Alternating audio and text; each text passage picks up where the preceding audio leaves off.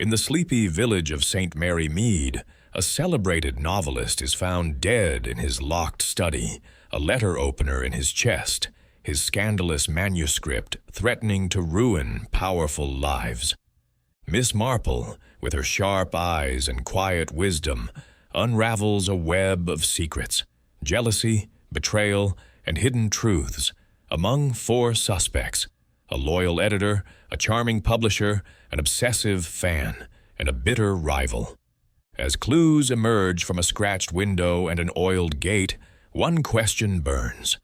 Who feared the novelist's pen enough to silence it forever? Chapter 1. A quiet village shocked. The morning sun filtered through the lace curtains of Miss Jane Marple's cottage in St. Mary Mead, casting delicate patterns on the polished oak floor.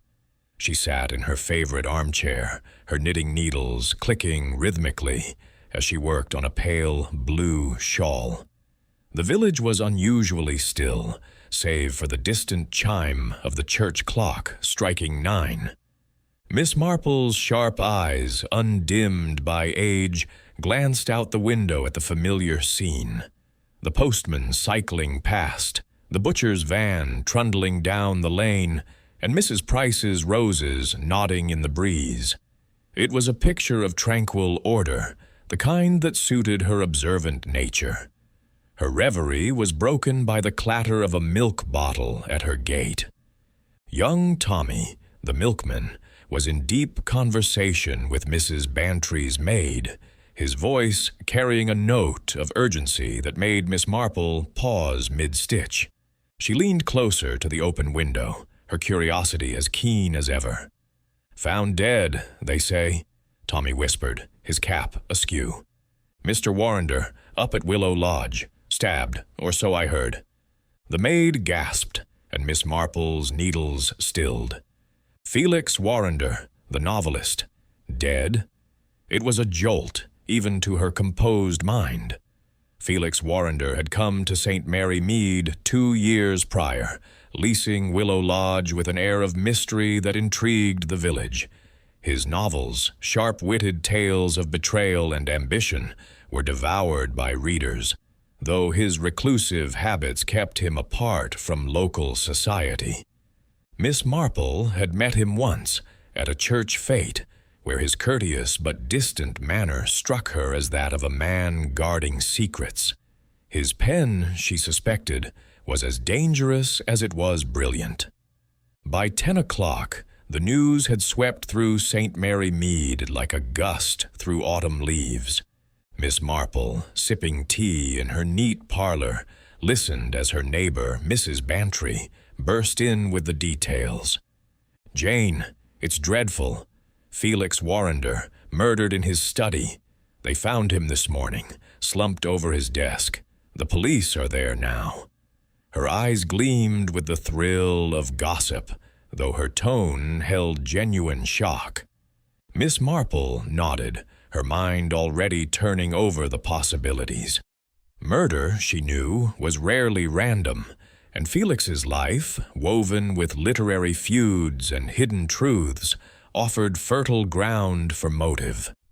She decided to take a walk to Willow Lodge, ostensibly to offer condolences, but really to see what she could glean. The lane to the lodge was lined with hawthorn hedges, their berries bright against the green. As she approached, she saw Inspector Craddock's car parked by the gate, its presence confirming the gravity of the situation. A small crowd, villagers mostly, hovered at a respectful distance, their whispers a low hum. Miss Marple, with her unassuming air and basket of knitting, slipped past them unnoticed. At the lodge's entrance, a young constable stood guard, his face pale. Miss Marple offered a gentle smile, her voice soft but purposeful. "Such a tragedy, officer. I knew Mr. Warrender slightly. Might I speak with Inspector Craddock? I shan't be a bother."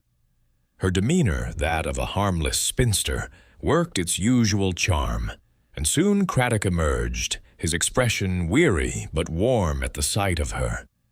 "Miss Marple," he said, tipping his hat. "I should have known you'd turn up. Care to step inside? Discreetly, mind." Inside, Willow Lodge was a study in faded elegance, dark wood paneling, bookshelves groaning with volumes, and a faint scent of ink and tobacco.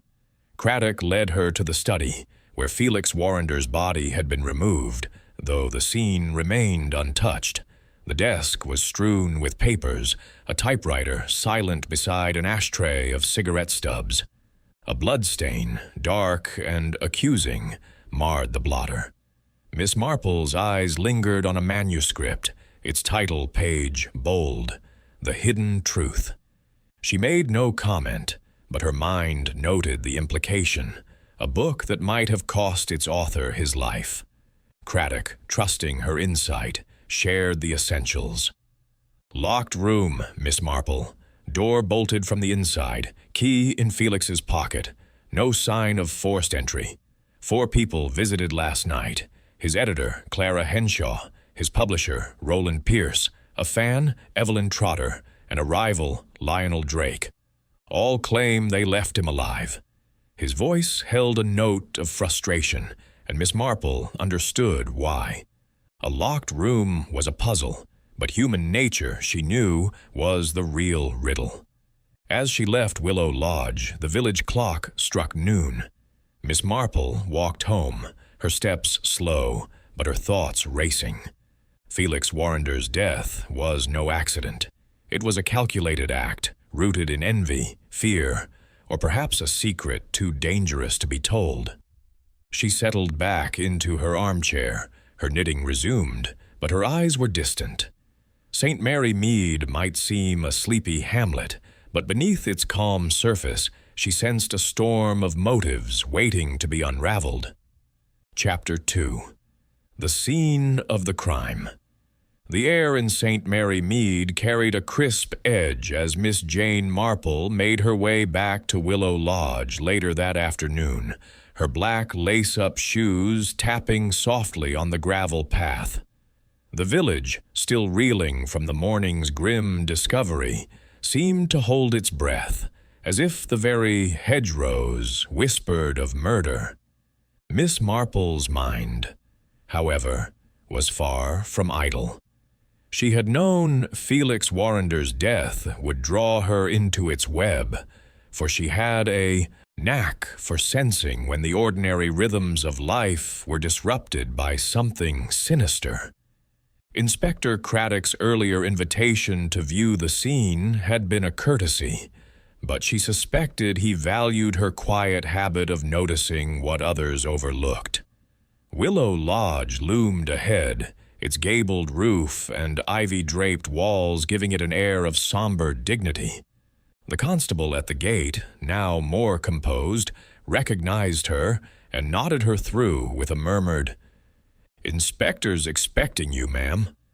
Miss Marple offered a gentle smile, her basket swinging lightly at her side, its contents, knitting needles, a skein of wool, and a small notebook, betraying nothing of her purpose.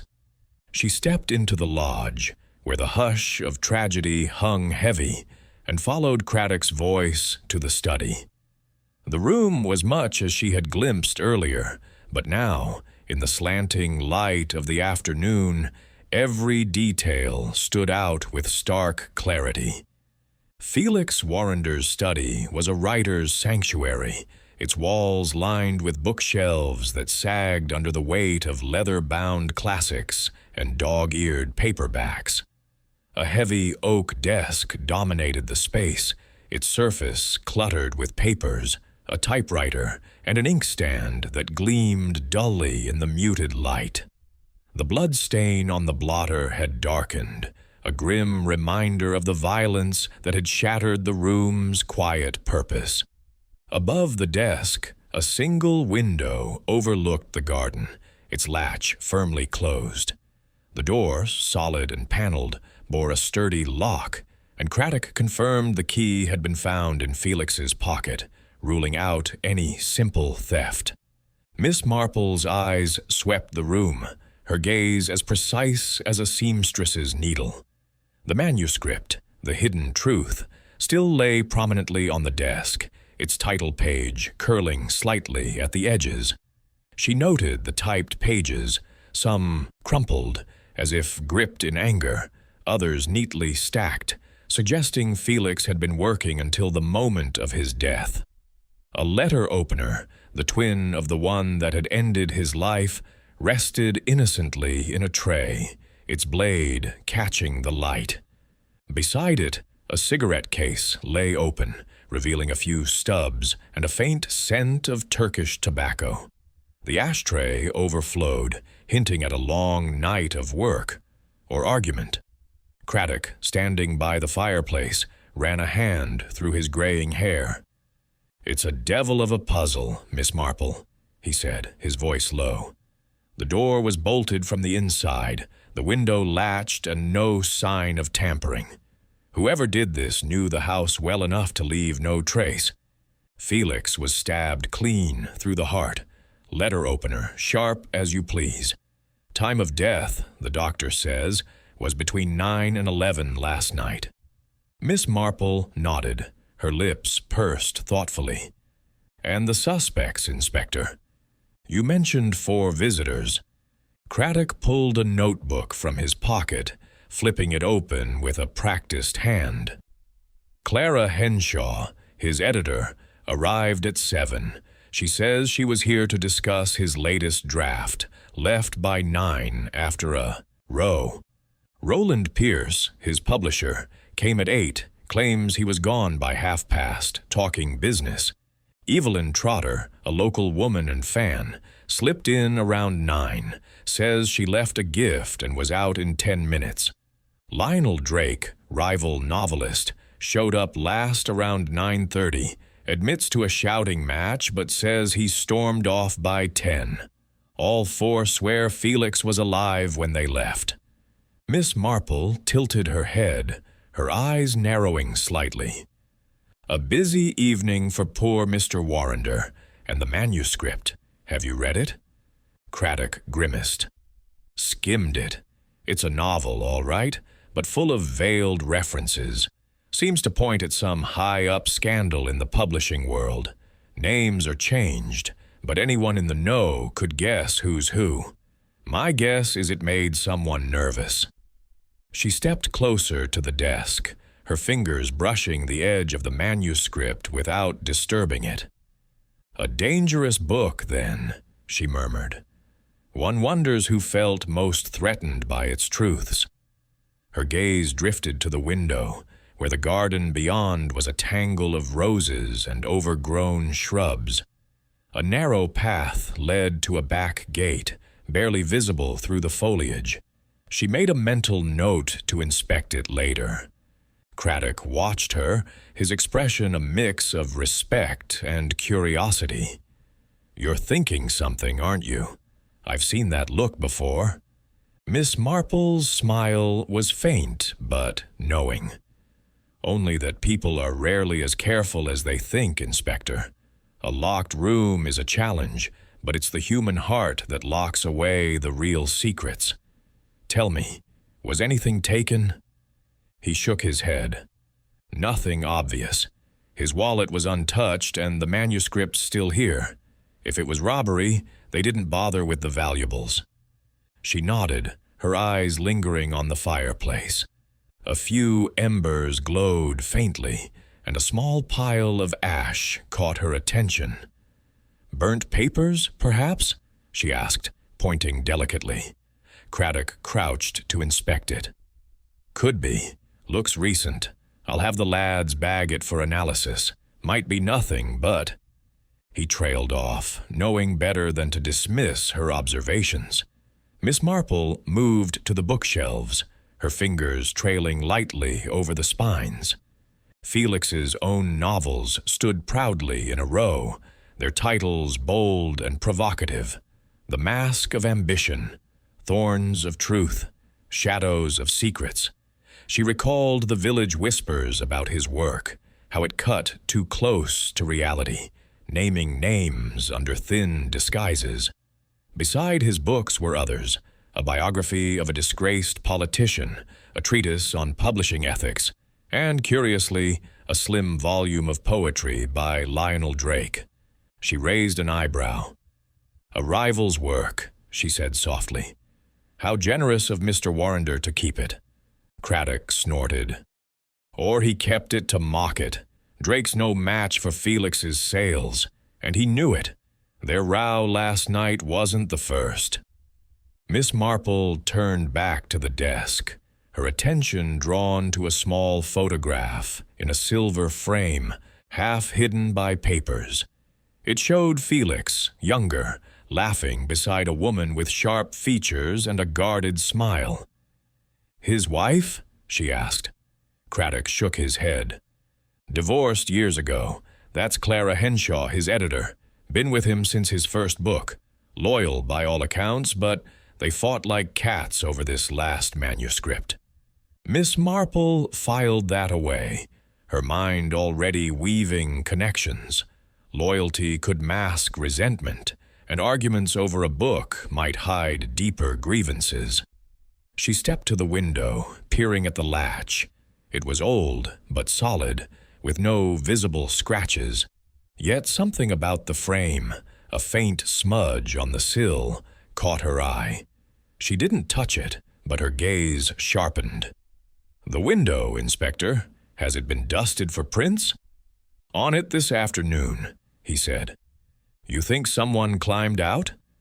"I think," she replied, her voice mild, "that people often forget how much a window can tell, or a garden path, for that matter." Craddock followed her gaze to the garden, where the back gate stood half concealed by ivy. "You're thinking of that gate, aren't you? It's locked, but we'll check it. You've got a nose for this, Miss Marple." She smiled, her eyes twinkling. "Only a nose for human nature, Inspector. People are so very predictable, even when they try to be clever." They stepped outside, where the garden was a riot of late summer blooms. The path to the back gate was overgrown, but Miss Marple noticed faint impressions in the earth, too faint to be footprints, but enough to suggest recent passage. She said nothing, letting Craddock's men do their work, but her mind was busy. A locked room was no mystery if one considered all the exits, and a killer who knew the house could slip away unseen.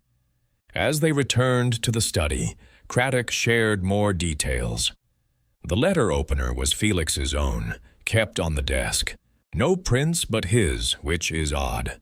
Either the killer wore gloves or wiped it clean. And the wound, clean, precise. Whoever did it wasn't hesitant. Miss Marple nodded, picturing the scene. A heated argument, perhaps, escalating in a moment of passion, or a cold, calculated strike by someone with a plan. The manuscript loomed large in her thoughts. The Hidden Truth. Its very title suggested a motive. She recalled village gossip about Roland Pierce, the publisher, whose charm masked a ruthless streak. His visit last night, so close to the time of death, was no coincidence. Nor was Clara's argument, Evelyn's devotion, or Lionel's envy. Each had a thread to pull, and Miss Marple was adept at unraveling. She lingered by the desk, her eyes catching a small detail, a torn scrap of paper wedged beneath the typewriter.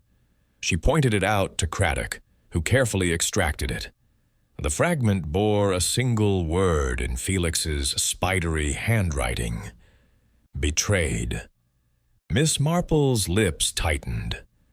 "A curious word," she said. "One wonders who Mr. Warrender felt had wronged him." Craddock pocketed the scrap, his expression grim.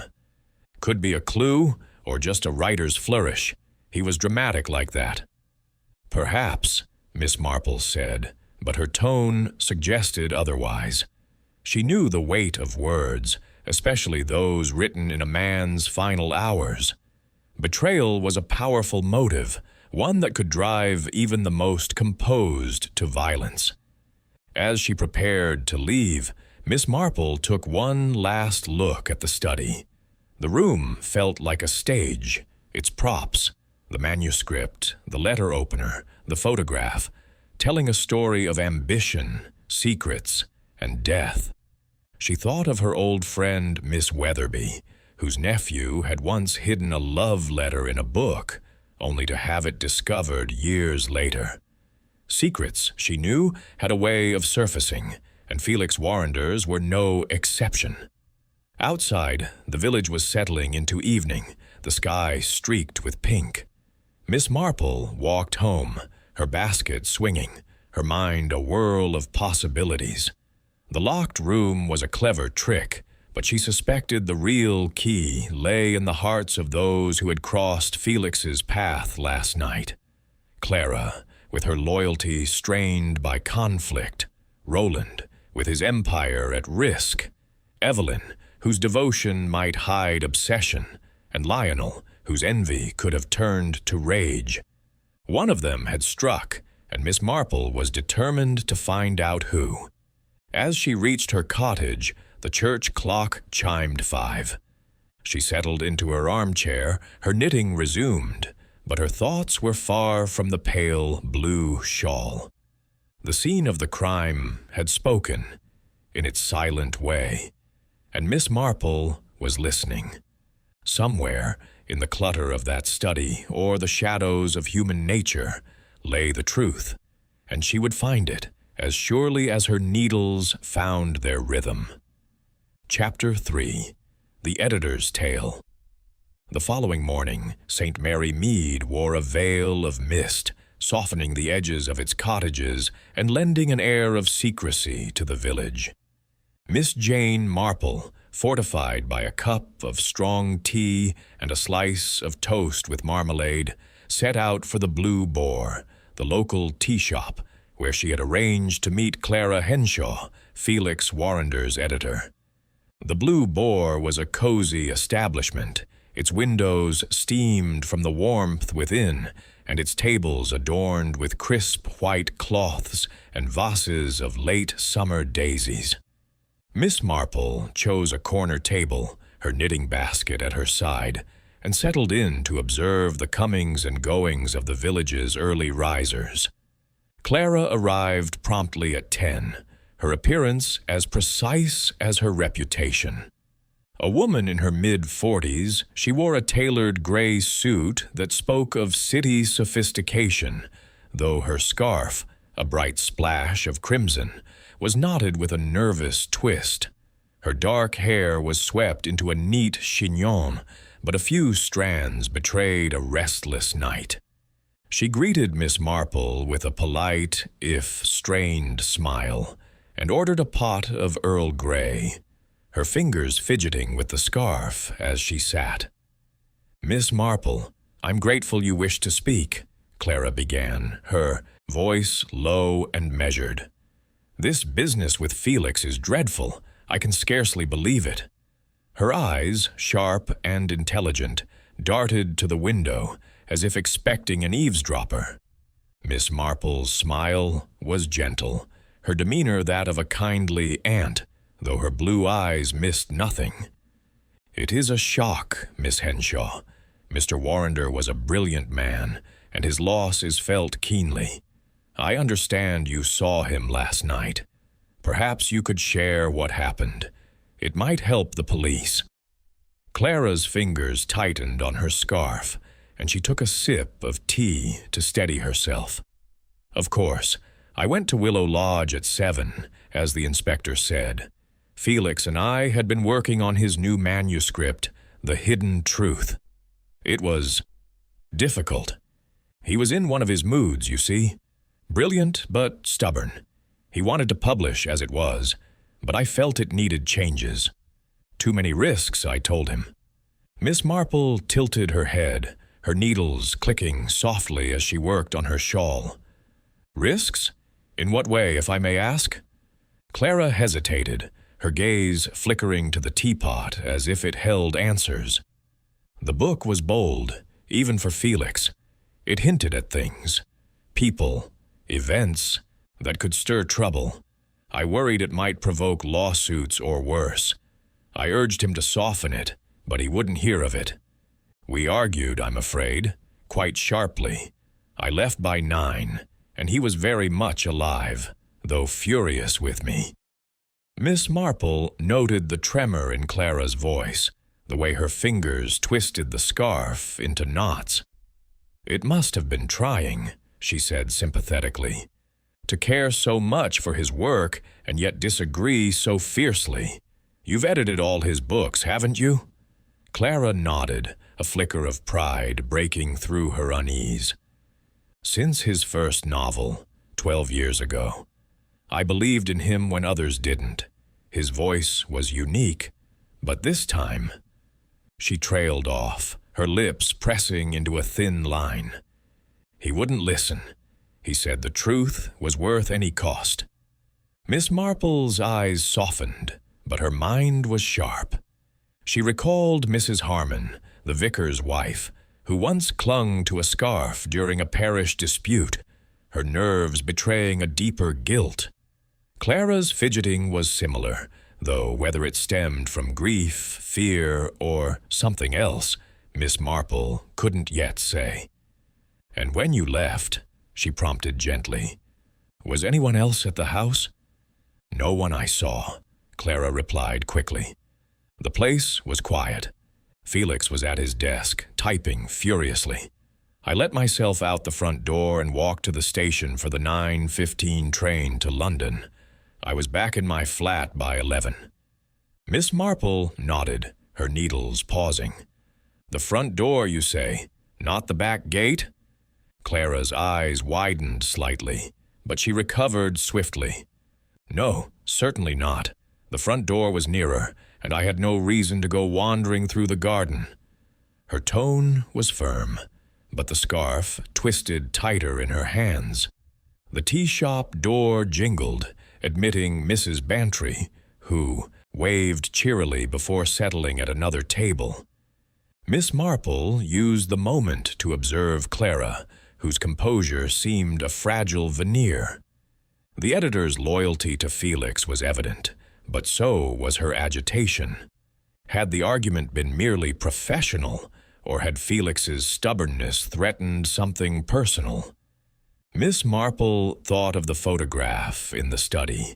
Clara and Felix, years younger, their laughter hinting at a bond beyond work. Such bonds, she knew, could fray under pressure. "You must have been close to him," Miss Marple ventured, her voice soft as a summer breeze. "To work together so long, to know his mind so well." Clara's expression softened, but only for a moment. "We were colleagues. But yes, I understood him. He was difficult, brilliant, maddening. I wanted his book to succeed, not to ruin him or others." Her voice caught and she looked away, sipping her tea. Miss Marple's needles resumed their rhythm, her mind weaving through Clara's words. The editor's concern for Felix's reputation seemed genuine, but her insistence on changing the manuscript suggested fear, perhaps of exposure. The Hidden Truth was a dangerous book, and Clara, as its gatekeeper, might have seen its publication as a personal threat. Yet her alibi, the train to London, was checkable, and Miss Marple made a mental note to ask Craddock about it. As they finished their tea, Clara rose, smoothing her suit with practiced care. "I must go, Miss Marple. The police will want to speak with me again, and there's work to be done, even now." Her voice was brisk, but her eyes held a shadow of unease. "Of course, my dear," Miss Marple said kindly. "You've been most helpful. Do take care." Clara nodded and left, her crimson scarf a bright spot against the misty street. Miss Marple lingered, her knitting idle as she sipped her cooling tea. Clara Henshaw was a woman of control, yet something had shaken her, guilt, grief, or fear of discovery. Miss Marple thought of Miss Clark, a village spinster who had once hidden a theft behind a mask of propriety. Clara's polished exterior might conceal a similar secret, though murder was a far darker matter. She paid her bill and stepped into the mist, her mind turning to the other suspects. Roland Pierce, the publisher, had a stake in Felix's book, as did Evelyn Trotter, the fan, and Lionel Drake, the rival.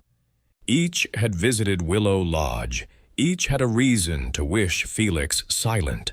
But Clara's nervous hands, her insistence on the front door, and her fear of the manuscript's risks lingered in Miss Marple's thoughts. The editor's tale was plausible, but truth, she knew, often hid behind the most convincing stories. As she walked home, the village clock struck 11, its chime echoing through the fog. Miss Marple's steps were steady, her basket swinging lightly. Clara Henshaw had given her a thread to pull, and she would follow it, as surely as her needles followed their pattern. Truth, like her knitting, would take shape in time. Chapter 4. The Publisher's Motive. The train to London rattled through the countryside, its rhythm a steady counterpoint to Miss Jane Marple's thoughts.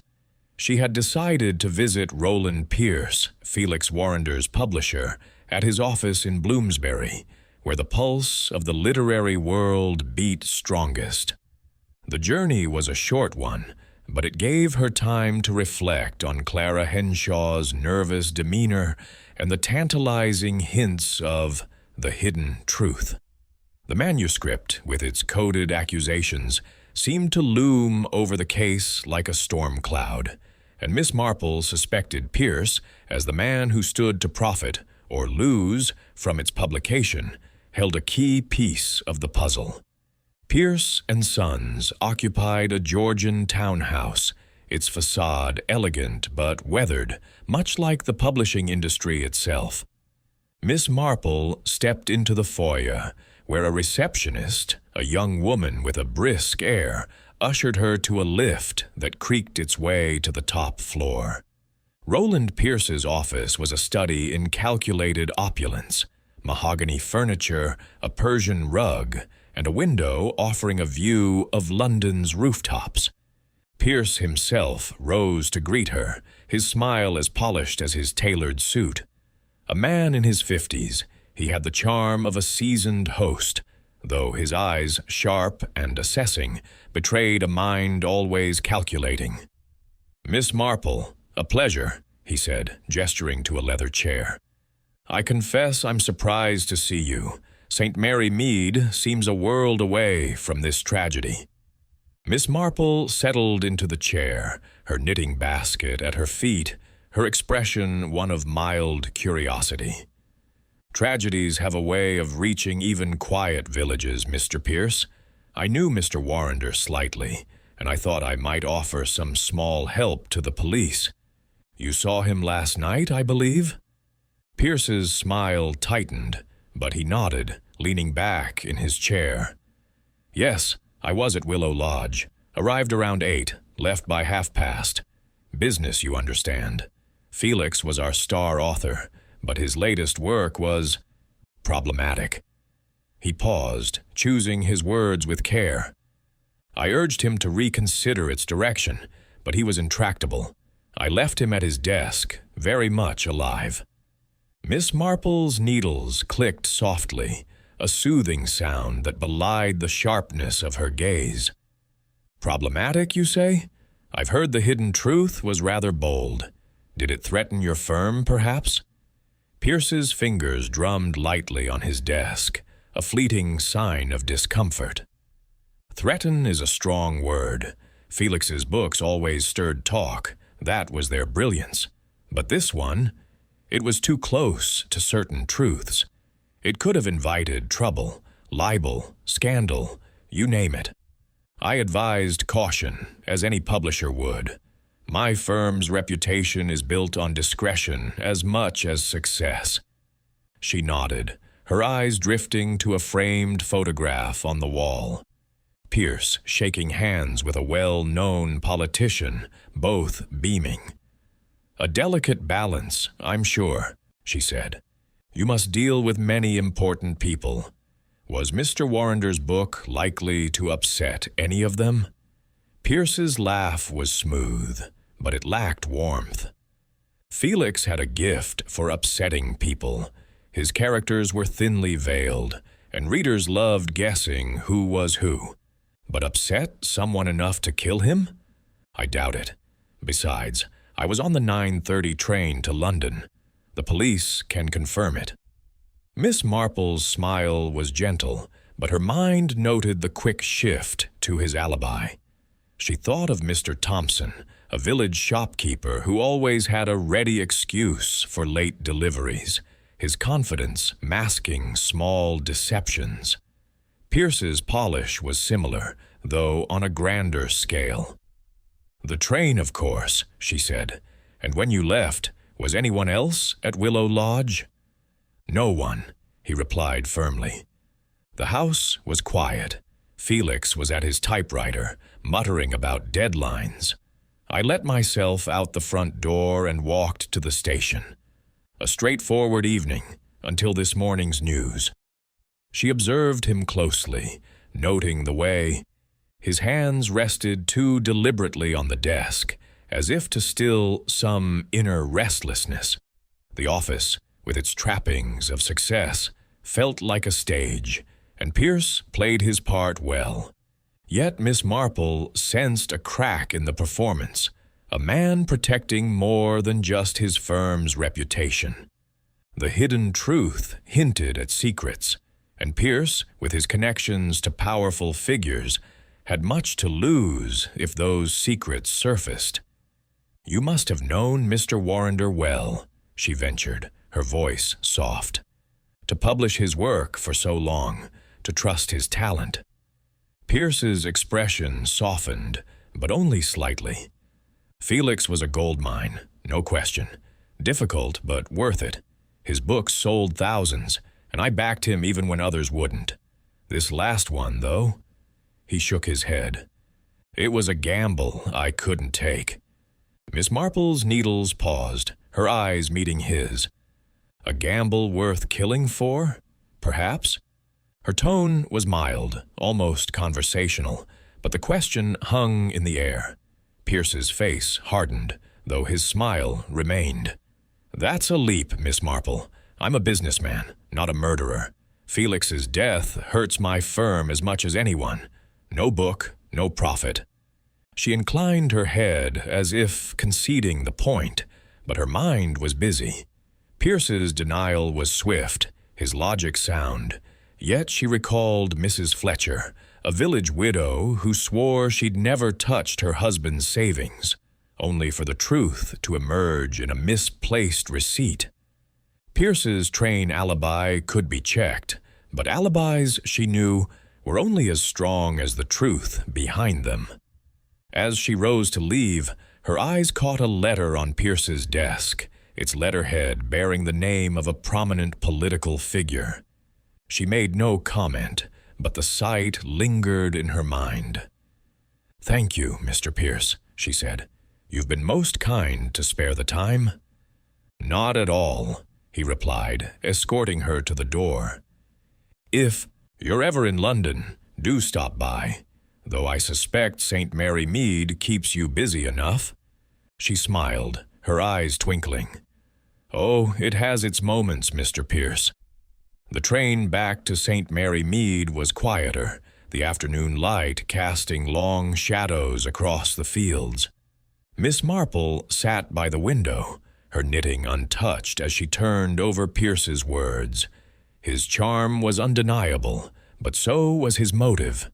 The hidden truth threatened his carefully built empire, and men like Pierce, she knew, valued power above all else. His alibi was convenient, perhaps too convenient, and she wondered what the station master might recall about that 9:30 train. Back in her cottage, as the village settled into dusk, Miss Marple lit a fire and resumed her knitting. Roland Pierce was a man of means and motive, but so were the others. Clara, with her strained loyalty, Evelyn, with her fervent devotion, and Lionel, with his burning envy. The publisher's tale had added another thread to the web, and Miss Marple was patient. She would pull each thread in turn until the pattern of truth emerged, clear and undeniable. Chapter 5. The Devoted Fan. The sun had burned away the morning mist by the time Miss Jane Marple reached the modest terraced house where Evelyn Trotter lived on the edge of St. Mary Mead. The village was settling back into its routine, though whispers of Felix Warrender's murder still lingered in doorways and over garden fences. Miss Marple, her knitting basket tucked under her arm, knocked gently on Evelyn's door, her mind alert to the nuances of this next encounter. Evelyn, the ardent fan, was an enigma, a woman whose devotion to Felix's words might conceal a darker impulse. Miss Marple knew from experience that passion, unchecked, could twist into something dangerous. The door opened to reveal Evelyn Trotter, a slight woman in her early 30s with mousy brown hair pinned haphazardly and eyes red-rimmed from crying. Her cardigan, a faded shade of green, hung loosely over a plain dress, and her hands clutched a crumpled handkerchief. "Miss Marple," she said, her voice tremulous, "I heard you might come. Please, do come in." Her manner was nervous, almost deferential, as she ushered Miss Marple into a small parlor stuffed with books and mementos of Felix Warrender's work. The room was a shrine to the novelist. Shelves overflowed with his novels, their spines worn from frequent handling. A framed poster of Thorns of Truth hung above the mantel, and a glass case displayed signed editions, letters, and even a fountain pen said to have belonged to Felix. Miss Marple's eyes took it all in, her expression one of polite interest, though she noted the intensity of Evelyn's devotion. It reminded her of Miss Powlett, a village seamstress who once hoarded photographs of a long-dead suitor, her obsession a quiet tragedy. "Such a lovely collection," Miss Marple said, settling into a worn armchair. "You must have admired Mr. Warrender greatly." Evelyn's face lit up, though her eyes remained watery. "Oh, yes, his books. They changed my life. He saw the world so clearly, the way people hide their truths. I've read The Mask of Ambition 17 times. She blushed, twisting the handkerchief. "I know it sounds silly, but his words made me feel understood." Miss Marple's smile was warm, encouraging confidences.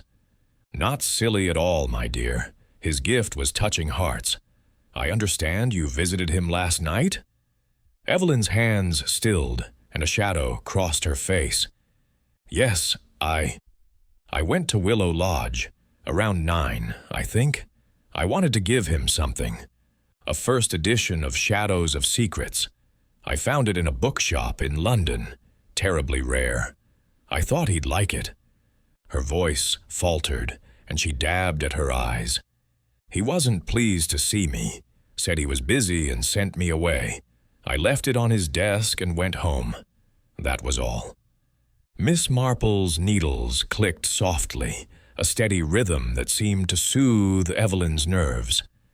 "It must have been disappointing," she said gently, "to go to such trouble and be dismissed so quickly." Evelyn nodded, her lips trembling. "He could be sharp, but I didn't mind. He was a genius, you see. I only wanted to show my appreciation. I was in and out in 10 minutes, I swear. He was alive, Miss Marple, sitting at his desk, typing." Her voice broke, and she buried her face in the handkerchief. Miss Marple observed her closely, noting the genuine grief, but also the quickness of her insistence. She thought of young Annie, a maid in the village who once wept over a broken romance, her tears masking a theft to spite her lover. Evelyn's emotion seemed real, but devotion could be a mask for obsession, and obsession, Miss Marple knew, could lead to desperate acts. "You left by the front door, I presume?" she asked, her tone casual. "Yes, of course," Evelyn said, her eyes darting to the side. "It was the easiest way. I walked straight home afterward. It's not far." Her fingers twisted the handkerchief into knots, and Miss Marple noted the gesture, so like Clara Henshaw's nervous scarf twisting, yet different in its frantic energy. "And you saw no one else at the house?" Miss Marple pressed, her voice as soft as a lullaby. "No one," Evelyn replied, a touch too quickly. "It was quiet, just Felix and his typewriter. I didn't want to disturb him." She hesitated, then added, "I know what people think, that I was too keen on him. But I'd never hurt him. His books were everything to me." Miss Marple nodded, her eyes drifting to a small table, where a stack of letters, tied with ribbon, bore Felix's distinctive handwriting. "Those are lovely keepsakes," she said. "He wrote to you often?" Evelyn flushed, her hands fluttering to the letters. "Not often, but sometimes. He'd reply to my notes, thank me for my support. They're private, you understand." Her tone was defensive, and Miss Marple made a mental note. Such letters could hold clues, or reveal a relationship more complex than mere fandom. The parlor clock ticked loudly, marking the slow passage of time. Miss Marple leaned forward slightly, her voice gentle but probing. "It must have been hard, my dear, to love his work so much and feel rebuffed. Sometimes, when we care deeply, a rejection can sting more than we expect." Evelyn's eyes filled with tears again, but her jaw tightened. "I wasn't angry, if that's what you mean. I knew my place. He was a great man, and I was just a reader. I left him to his work and went home. That's the truth." Miss Marple's smile was kind, but her mind was sharp. Evelyn's devotion was palpable, but her quick denials and nervous hands suggested more than simple grief. Had Felix's dismissal pushed her beyond admiration to despair or rage?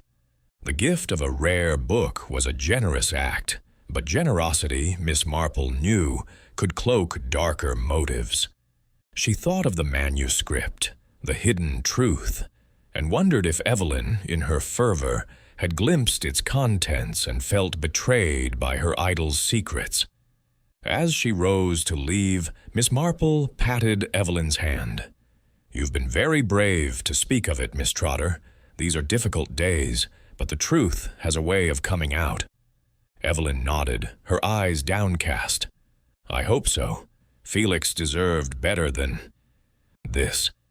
Miss Marple stepped into the bright noon light, her basket swinging lightly. The village was alive with the hum of daily life, children playing, a delivery van rumbling past, but her thoughts were on Evelyn Trotter. The fan's tears were real, but so was her unease, and Miss Marple suspected the truth lay somewhere in the space between adoration and rejection. She recalled the back gate at Willow Lodge, its lock freshly oiled, and wondered if Evelyn's path home had been as direct as she claimed. As she walked toward her cottage, the church clock chimed one, its notes clear in the still air. Miss Marple's knitting would wait. For now, her mind was busy unraveling the threads of Evelyn's story, each one leading closer to the heart of Felix Warrender's murder. Chapter 6. The Rival's Grudge. The late afternoon light cast long shadows across St. Mary Mead as Miss Jane Marple made her way to the Red Lion, the village's oldest pub, where Lionel Drake had agreed to meet her. The air was warm, scented with the faint sweetness of cut grass, but Miss Marple's thoughts were far from the pastoral calm. Evelyn Trotter's tearful devotion had left her pondering the fine line between love and obsession, and now she turned her attention to Lionel Drake, Felix Warrender's rival, whose envy was the talk of literary circles. Miss Marple knew that jealousy, like a slow poison, could fester into something lethal, and she was eager to take the measure of this man. The Red Lion was a low-ceilinged establishment, its walls dark with age and tobacco smoke, its tables worn smooth by generations of villagers.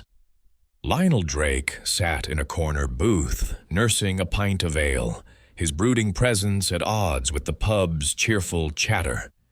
He was a tall man in his late 40s, with a lean face and dark eyes that seemed to smolder with some inner discontent. His tweed jacket was well cut but frayed at the cuffs, hinting at a career that had not matched his ambitions. As Miss Marple approached, he rose with a curt nod, his expression wary but polite. "Miss Marple," he said, his voice low and clipped, "I heard you've been asking questions about Felix. I suppose I'm next on your list." There was a trace of bitterness in his tone, as if he resented being summoned, yet he gestured for her to sit. Miss Marple settled into the booth, her knitting basket at her side, her demeanor as unassuming as ever. "You're very kind to spare the time, Mr. Drake," she said, her voice gentle. "I'm only trying to understand what happened to poor Mr. Warrender. You saw him last night, I believe?" Drake's jaw tightened, and he took a long sip of ale before answering.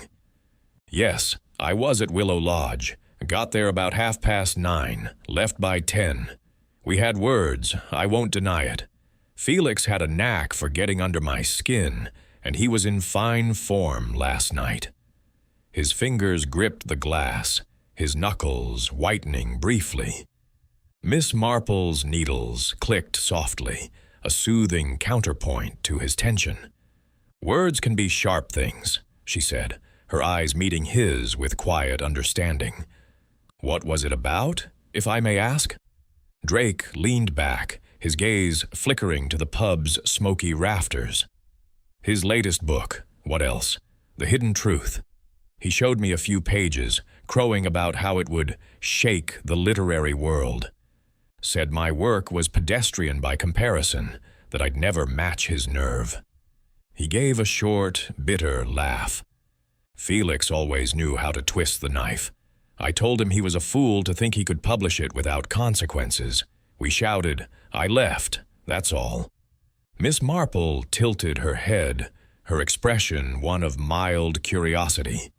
"Consequences? Did you think the book dangerous then?" "Dangerous?" Drake's eyes narrowed. "It was a bomb waiting to go off. Felix didn't just write fiction. He dug up dirt and dressed it up as stories. That book named names, or near enough. People in high places wouldn't take kindly to it. I told him he was playing with fire, but he laughed it off. Called me jealous." His voice dripped with resentment, and he drained his glass in one swift motion. Miss Marple noted the heat in his words, the way his hands clenched as he spoke of Felix's taunts. She thought of Mr. Giles, a village carpenter who once nursed a grudge against a rival for stealing a commission, his anger simmering until it erupted in a fistfight. Drake's bitterness was deeper, more personal, and she wondered how far it had driven him. "It must have been galling," she said softly, "to hear such things from a man whose success outshone your own." Drake's eyes flashed, but he controlled himself, leaning forward with a forced smile. "I won't pretend I liked him. Felix had the critics eating out of his hand, while I scraped by. But I didn't kill him, Miss Marple. I left him alive, scribbling away at that cursed manuscript. I walked out the front door and came straight here for a drink.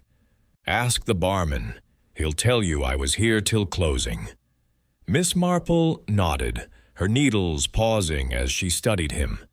His alibi, like Pierce's train and Clara's station, was checkable, But alibis, she knew, could be crafted as carefully as a novel. "The front door, you say?" she murmured. "Not the back gate? It's a shorter path to the village, I believe." Drake's brow furrowed and he shook his head. "No, the front. Why would I go through the garden? It was dark, and I was in no mood to stumble through bushes."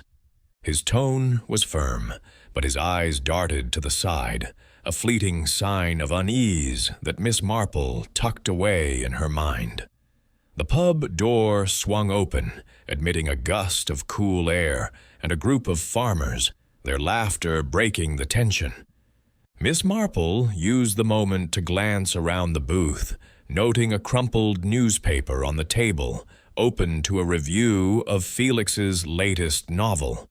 The headline praised his incisive wit, while a smaller note mentioned Drake's recent work as earnest but unremarkable.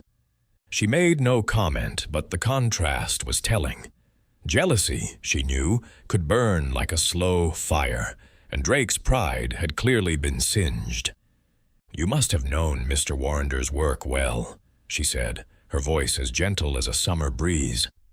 "To have read his manuscript, to understand its risks." Drake shrugged, his expression guarded. "I read what he showed me.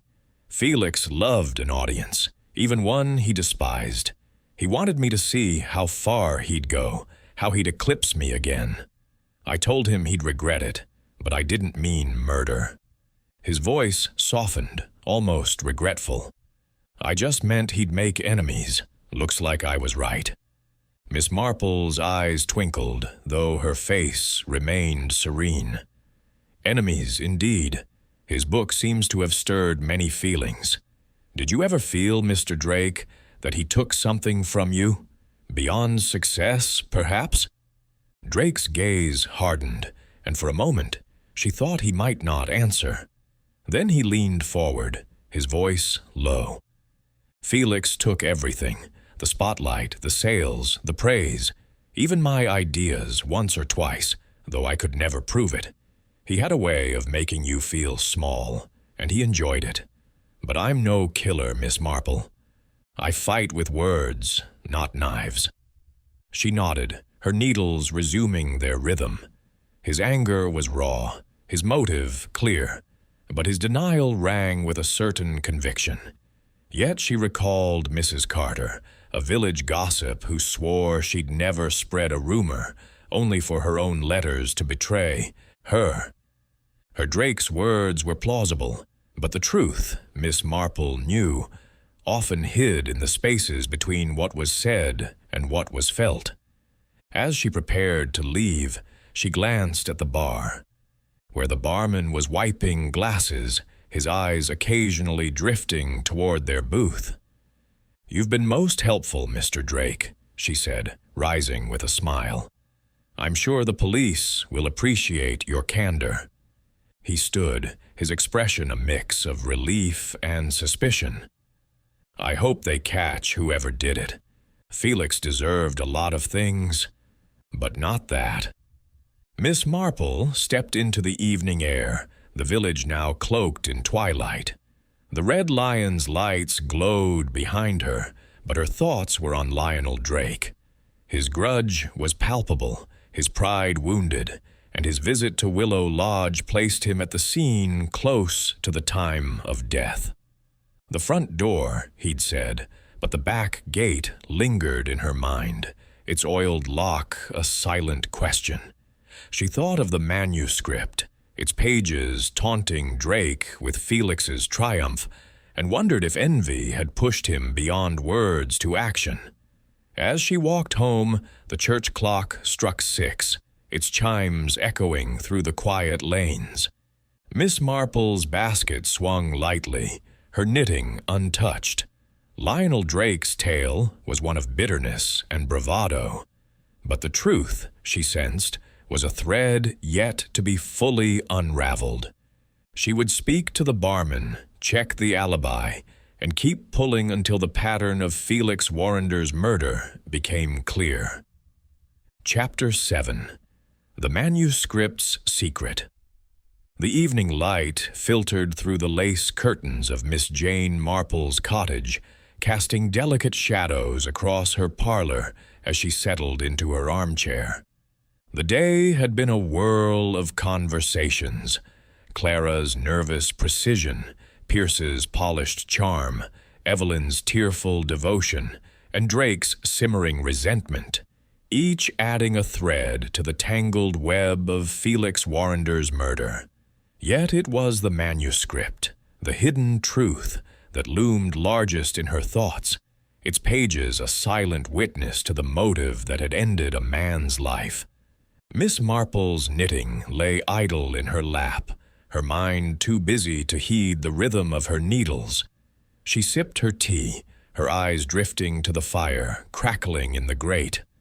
The manuscript, Inspector Craddock had said, was laced with coded references to a scandal in the publishing world, its characters thinly veiled portraits of real figures.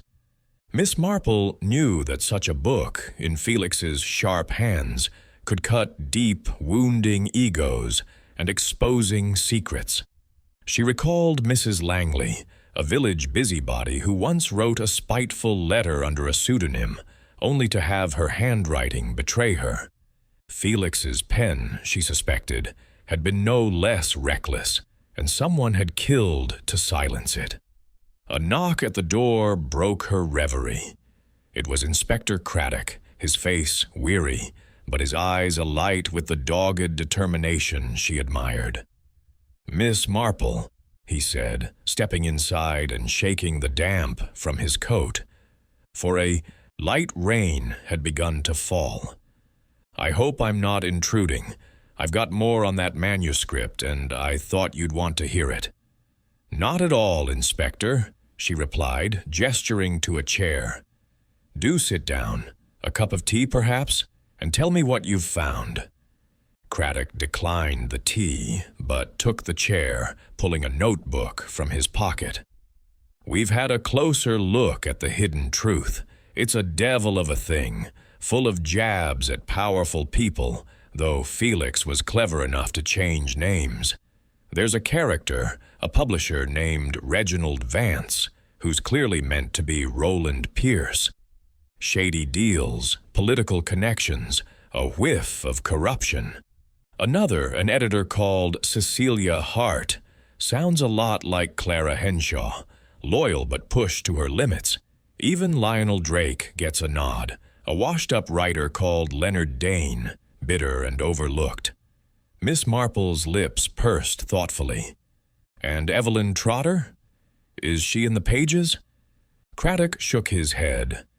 "Not directly, but there's a fanatical reader, Edith Tuttle, who's obsessed with the main character. Could be her. The book's a Rowena Clafe, no question. Felix was playing a dangerous game, and someone didn't like it." She nodded, her mind turning over the names. A dangerous game indeed. Did the manuscript mention anyone else? Someone outside our circle of suspects? "There's a politician, Sir Victor Blaine, who's central to the plot," Craddock said, flipping a page in his notebook. "A corrupt figure, taking bribes to push certain books into prominence. We're digging into it, but it sounds like someone Pierce might know, given his connections. The manuscript stops short of naming names outright, but it's clear Felix had dirt on someone big." Miss Marple's eyes twinkled, though her expression remained serene. "Dirt, as you say, can be a powerful motive, Inspector. A man like Mr. Pierce, with his fine office and finer friends, would not take kindly to exposure. Nor would Clara, if she felt her loyalty mocked. And Mr. Drake, well, to be painted as a failure might sting enough to provoke a desperate act." Craddock leaned forward, his voice low. "You're thinking one of them did it to stop the book getting out?" "I'm thinking," she said softly, "that people kill for less than a book, but a book that threatens ruin, reputation, fortune, or pride might be enough. Tell me, Inspector, Have you found anything more in the study? That scrap of paper with betrayed written on it, for instance?" Craddock nodded, pulling a small evidence bag from his pocket. Inside was the torn scrap, the word betrayed scrawled in Felix's spidery hand. "We've analyzed it. It's from a larger sheet, but the rest is gone, likely burned, given the ash in the fireplace. The word's odd, though. Could be a note to himself or part of a letter. We're still looking." Miss Marple's gaze drifted to the fire, her mind picturing Felix at his desk, penning that single, loaded word. "Betrayed," she murmured. "It suggests a personal wound, doesn't it? Not just a professional slight, but something deeper. Perhaps he felt one of his visitors had turned against him." Craddock rubbed his chin, his eyes narrowing. "You're thinking it points to motive. Clara, maybe, after their row? Or Pierce, if Felix threatened to expose him. Or Evelyn," Miss Marple added, her voice gentle. "A fan's devotion can sour if she feels her idol has failed her. And Mr. Drake, well, his grudge was no secret.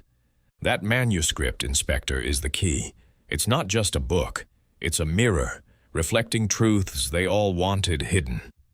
Craddock sighed, tucking the notebook away. "We're having it typed up for closer study, but it's slow going. Felix's style is dense, and the codes aren't easy to crack. If you've any thoughts, Miss Marple, I'd be glad of them." She smiled, her needles clicking once more as she resumed her knitting. "I shall think on it, Inspector. Books, like people, have a way of revealing their secrets if you read them carefully. Have you checked the alibis yet? Mr. Pierce's train, Miss Henshaw's station, Mr. Drake's pub?" "We're on it," Craddock said. "Pierce's ticket checks out, but the station master's memory is fuzzy, says it was a busy night. Clara's train was confirmed by a conductor, but she could have doubled back. Drake was at the Red Lion, all right, but the barman says he left before closing, not at it. And Evelyn, her neighbor, saw her come home around 9:30, but it's a short walk from Willow Lodge. None of them are airtight." Miss Marple nodded, her mind filing away the details. Alibis, she knew, were like lace. Beautiful until you held them to the light and saw the holes. She thought of the back gate at Willow Lodge, its oiled lock a silent clue, and wondered which of the four had known it well enough to use it. "And the window in the study?" she asked. "Any prints?" Craddock shook his head. "Clean, except for Felix's own. The latch is old, but no signs of forcing. If someone went out that way, they were careful." "Careful indeed," she murmured, her eyes distant. She pictured the study, its cluttered desk and silent typewriter, and imagined Felix writing that final word, betrayed. Had he sensed his danger, or was it a writer's flourish, as Craddock suggested? She thought of Miss Barton, a village spinster who once burned a diary to hide her shame, only for a single page to survive and tell the tale. Felix's scrap was no less telling, and she suspected the ashes in the fireplace held more. As Craddock rose to leave, Miss Marple offered a parting thought. "You might look at Mr. Pierce's connections, Inspector. A politician like Sir Victor Blaine doesn't appear in a novel by chance. And perhaps ask the barman at the Red Lion if Mr. Drake seemed himself that night. Small things, you know, can reveal so much." Craddock tipped his hat, a wry smile on his lips. "You're a marvel, Miss Marple. I'll have my men on it. Good night." The door closed behind him, and Miss Marple sat back, her knitting resumed but her mind racing. The manuscript was the heart of the matter, its secrets a map to the killer's motive. Clara, Pierce, Evelyn, Drake, each had reason to fear its publication, but only one had struck. She thought of the word betrayed, its stark accusation echoing in her mind. Someone had broken a trust, and Felix had paid the price. As the fire burned low, Miss Marple's needles clicked on, each stitch a step closer to the truth. Chapter 8. A Village Clue. The morning sun broke through the lingering clouds over St. Mary Mead, casting a golden sheen on the dew-kissed gardens. Miss Jane Marple was in her small front garden, tending to her roses with a pair of pruning shears, her movements deliberate, but her mind far from the blooms. The interviews with Clara Henshaw, Roland Pierce, Evelyn Trotter, and Lionel Drake had painted a vivid picture of Felix Warrender's final hours, each suspect weaving a tale of innocence threaded with motive. Yet it was the manuscript, the hidden truth, with its coded accusations, that held her attention, its secrets a silent chorus to the crime. The word betrayed, scrawled on that torn scrap, lingered in her thoughts, a whisper of personal grievance that pointed to a deeper truth. As she snipped a faded rose, her young maid, Lily, emerged from the cottage with a trug of laundry, her cheeks flushed from the morning's work. Lily was a bright girl, prone to gossip but sharp-eyed, and Miss Marple often found her observations as useful as any police report. "Lovely day, isn't it, miss?" Lily said, pausing to adjust her apron. "Though the village is still all aflutter about Mr. Warrender, folk can't stop talking about it." Miss Marple smiled, her shears pausing. "I'm sure they can't, Lily. Murder does stir the imagination. Have you heard anything new at the shops or the post office?" Lily's eyes lit up, eager to share. "Oh, plenty, miss. Mrs. Price, at the bakery, says she saw Mr. Pierce, the publisher, near Willow Lodge's back gate late that night. Must have been past 10, she reckons, because she was walking her dog after her husband's card game. Said he looked in a hurry, not at all like a man catching a train." Miss Marple's gaze sharpened, though her expression remained mild. "Did she now?" "That's most interesting. Mr. Pierce told the police he left Willow Lodge by 8:30 for the 9:30 train to London. Did Mrs. Price say anything else?" Lily nodded, setting the trug down. "She said he was carrying something, a briefcase, maybe. But it was dark, and she couldn't be sure. She thought it odd, him being at the back gate, since it's all overgrown and hardly used. She didn't think much of it till the news broke." Miss Marple clipped another rose, her mind racing.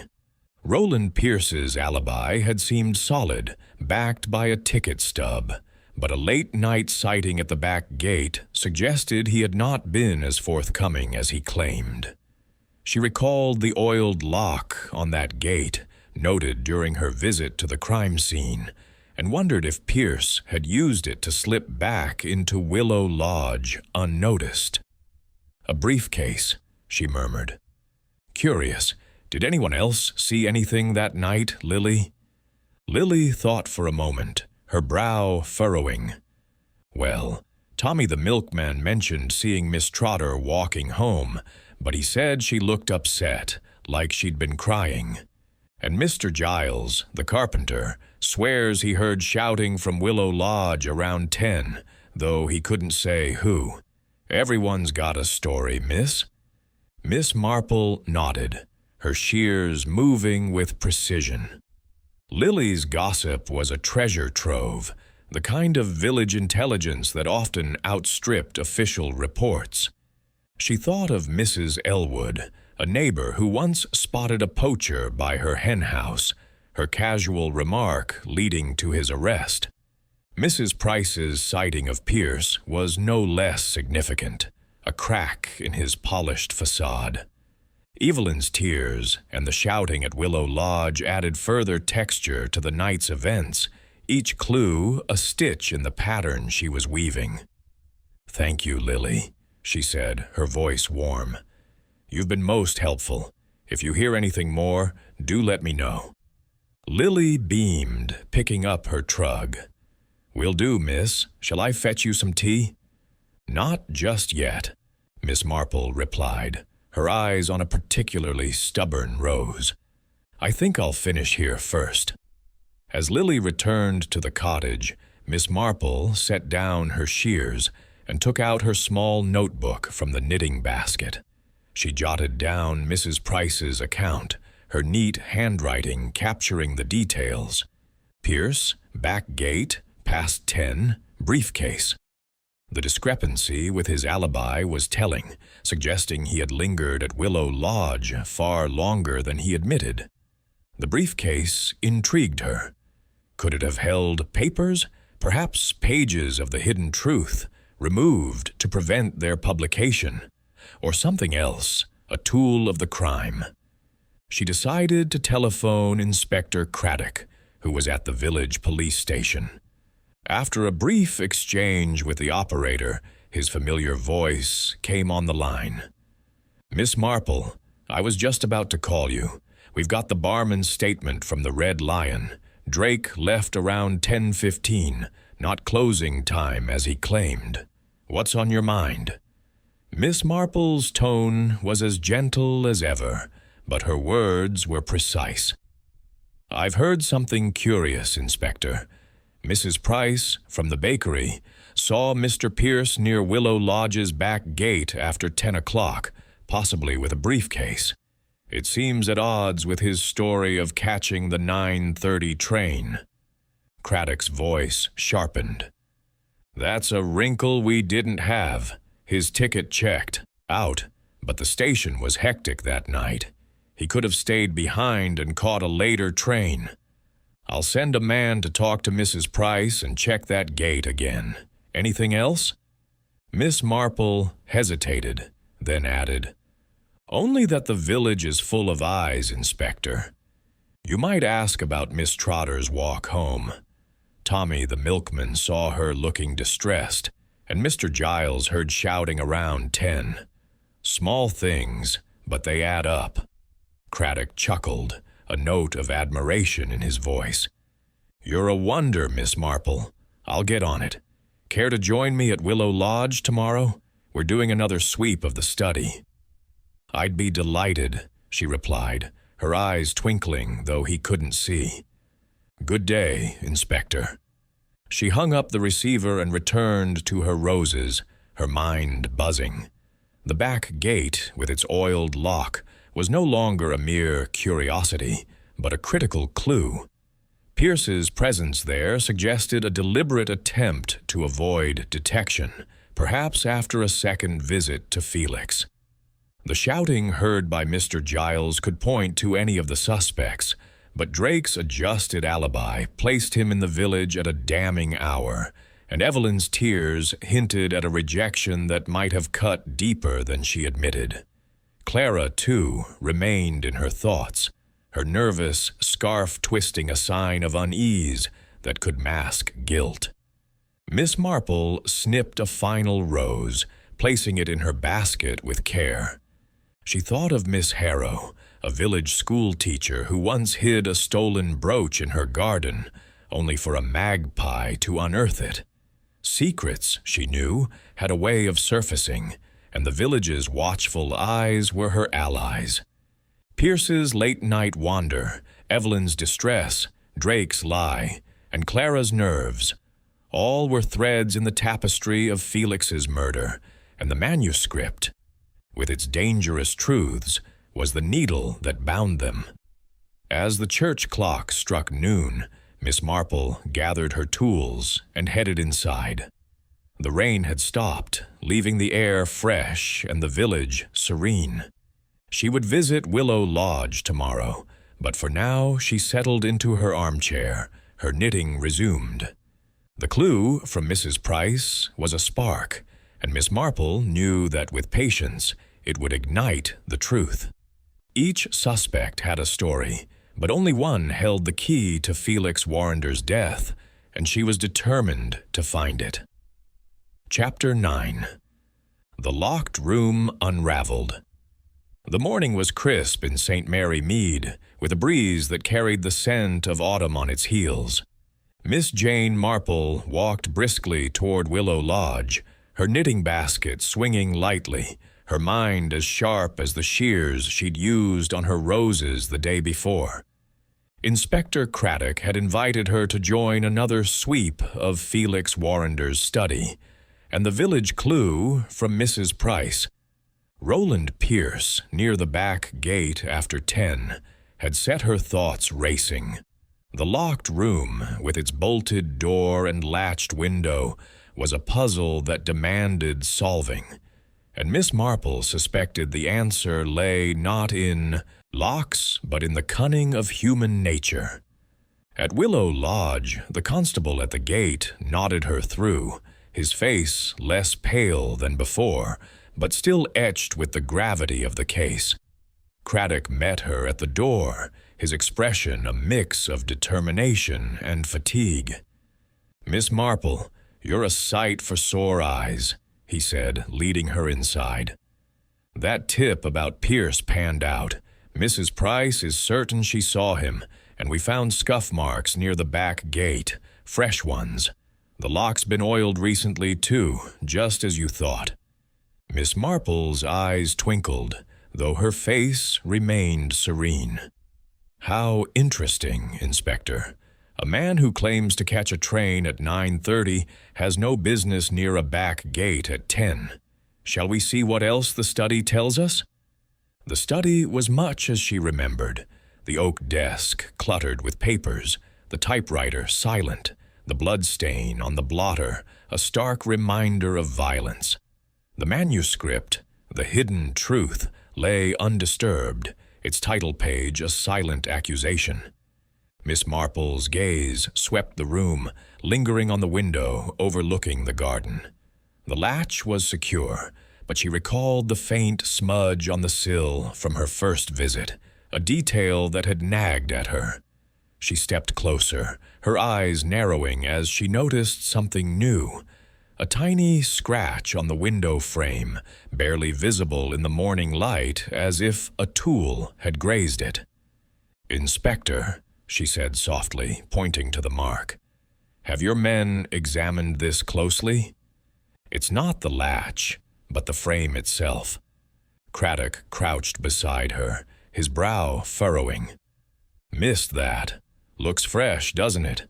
Could be nothing, a branch maybe, but I'll have it dusted for prints."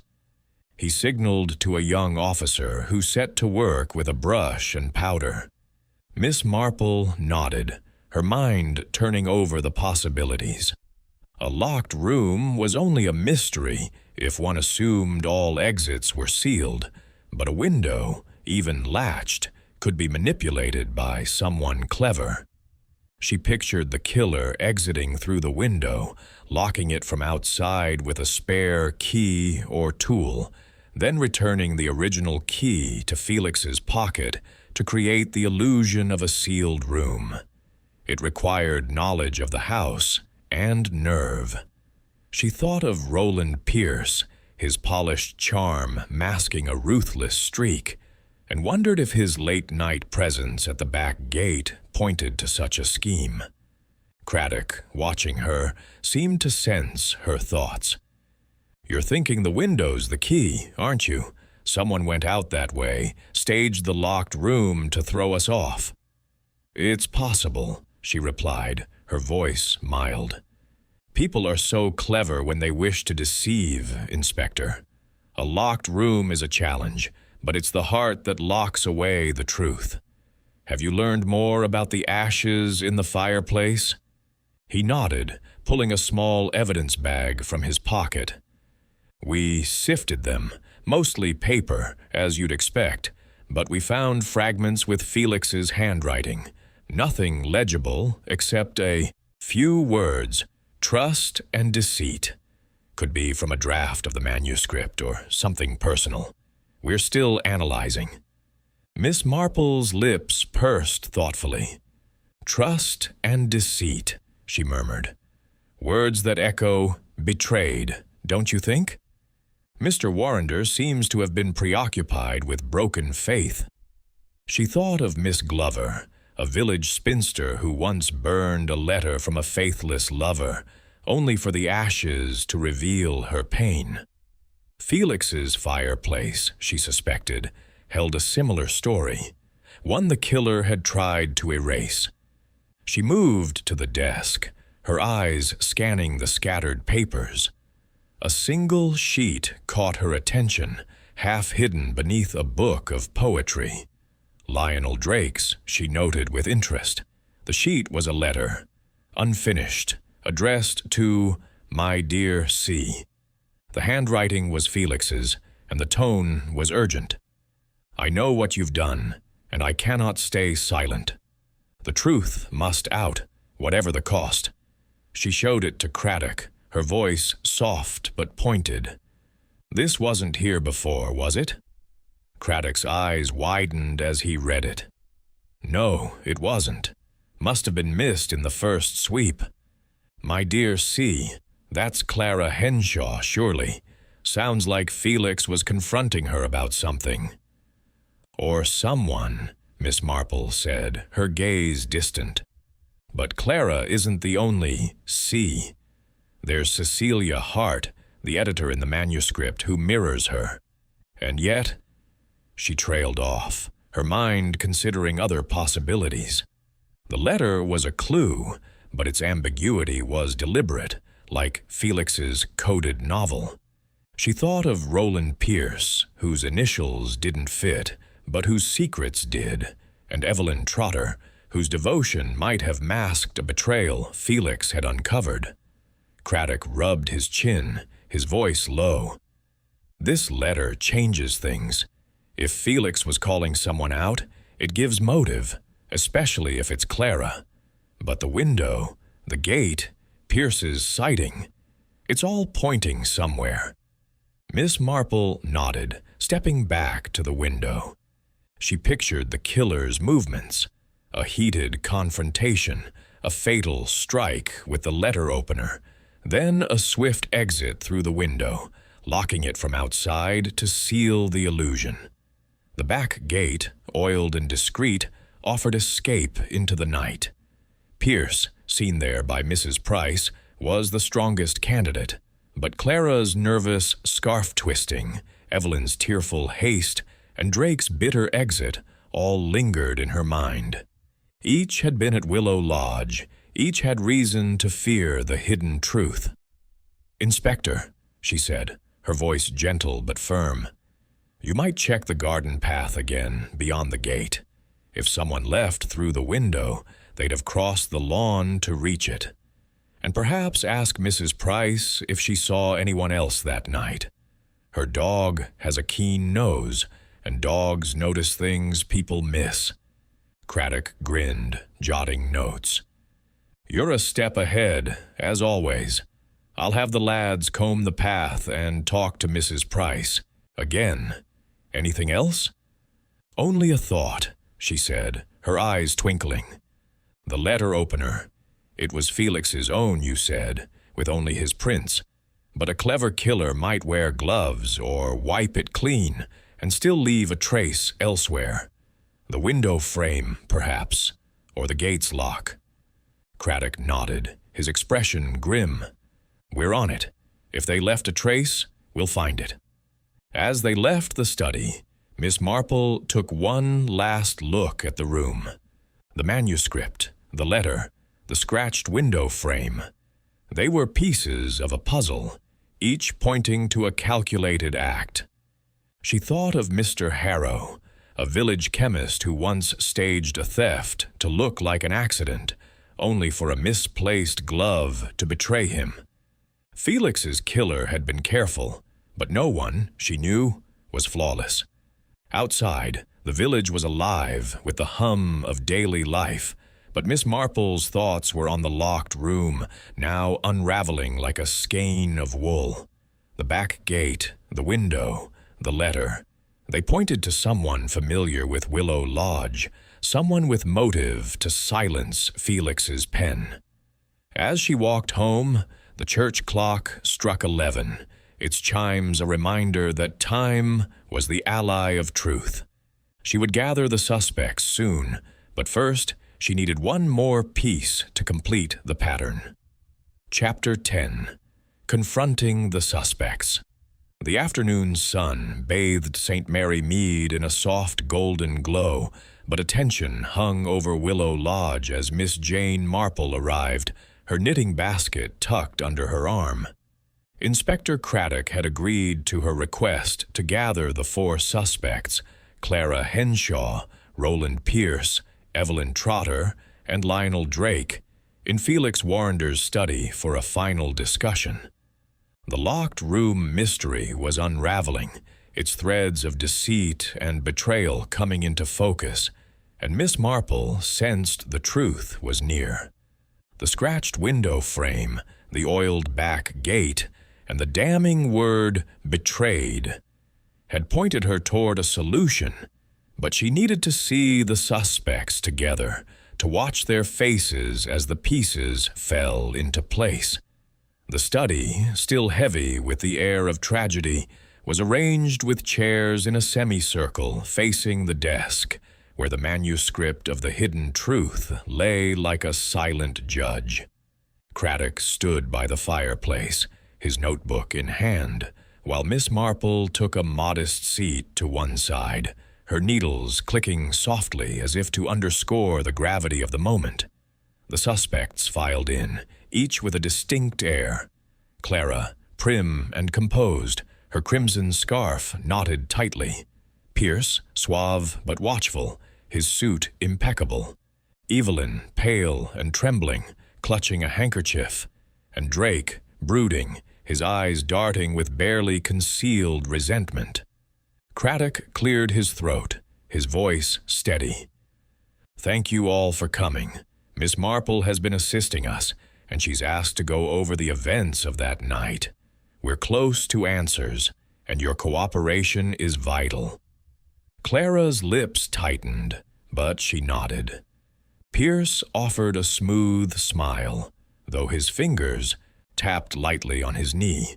Evelyn's eyes welled with tears, and Drake crossed his arms, his jaw set. Miss Marple's gaze moved from one to the other, her expression as gentle as a village ant's, but her mind was a steel trap, cataloging every glance and gesture. "Thank you, Inspector," she said, her voice soft but clear. "Mr. Warrender's death is a tragedy, and this room holds the key to why it happened. Each of you was here that night, each with a reason to wish his manuscript silenced. Let us begin with the facts." She turned to Clara, her eyes kind but probing. "Miss Henshaw, you visited at 7, arguing about the hidden truth. You felt it too provocative, too risky. You left by 9, you say, through the front door, taking the train to London. Yet your hands, my dear, twist that scarf so nervously. Was it only an editor's concern, or something more personal?" Clara's fingers stilled, her face paling. "It was professional," she said sharply. "Felix was reckless. I wanted to protect him, and my work. I left him alive, as I told you." Miss Marple nodded, then turned to Pierce. "Mr. Pierce, you arrived at 8, urging Felix to suppress the book, which threatened your firm's reputation, and perhaps your connections.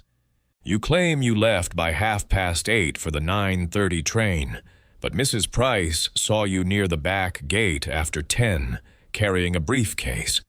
Why were you there so late?" Pierce's smile faltered, his eyes narrowing. "Mrs. Price is mistaken. I caught my train, as the ticket proves. I had no reason to linger. Felix was stubborn, but I didn't kill him." Miss Marple's needles clicked, a steady rhythm. "Perhaps," she said, then turned to Evelyn. "Miss Trotter, your devotion to Felix was touching. You brought him a rare book at 9, only to be dismissed. You say you left by the front door, but Tommy the milkman saw you walking home, distressed. Did Felix's rejection cut deeper than you've admitted?" Evelyn's handkerchief crumpled in her hands, her voice a whisper. I loved his work. He was sharp with me, yes, but I'd never harm him. I went home, that's all. Finally, Miss Marple's gaze settled on Drake. Mr. Drake, your rivalry with Felix was no secret.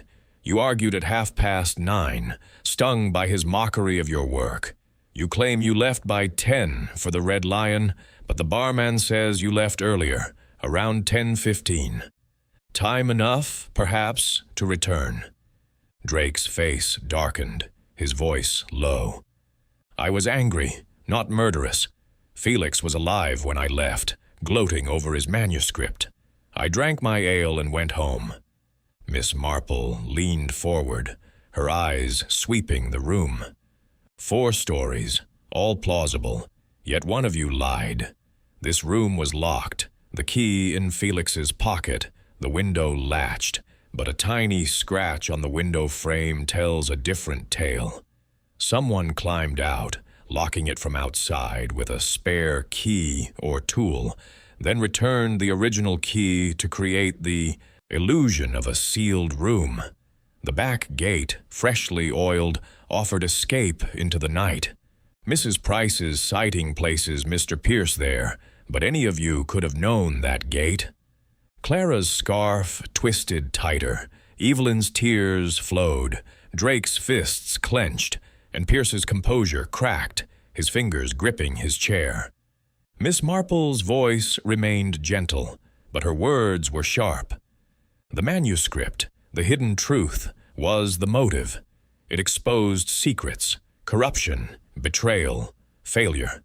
And Felix wrote one word before he died: betrayed. Not just a literary flourish, but a cry against someone he trusted. Who was it? She held up the unfinished letter from the desk, addressed to My Dear C. This letter suggests Felix confronted someone, Clara perhaps, or another C hidden in his pages. But the ashes in the fireplace, the scratched window, the oiled gate, they point to a plan, not a passion. Someone who knew this house well, who could move unseen. Pierce's face was ashen now, his voice tight. You're grasping, Miss Marple. I was on that train. The police have my ticket. Craddock stepped forward, his notebook open. We checked, Mr. Pierce. The station master recalls you, but there was a later train at 11. You could have caught it after returning to Willow Lodge, and those scuff marks near the gate match your shoe size. Pierce's eyes darted to the door, but Miss Marple's voice held him. Mr. Pierce, why did you return? Was it to take something? Papers, perhaps? To bury the truth Felix meant to tell? The room was silent, save for the crackle of the fire and Evelyn's soft sobs. Pierce's shoulders slumped, his charm crumbling. Miss Marple knew the moment had come, but she waited, letting the weight of the truth press upon him. Chapter 11. The Publisher's Confession. The air in Felix Warrender's study was thick with tension, the silence broken only by the faint crackle of the fireplace and Evelyn Trotter's stifled sobs. Miss Jane Marple sat calmly, her knitting needles poised but still, her eyes fixed on Roland Pierce, whose polished facade had begun to crumble under the weight of her questions.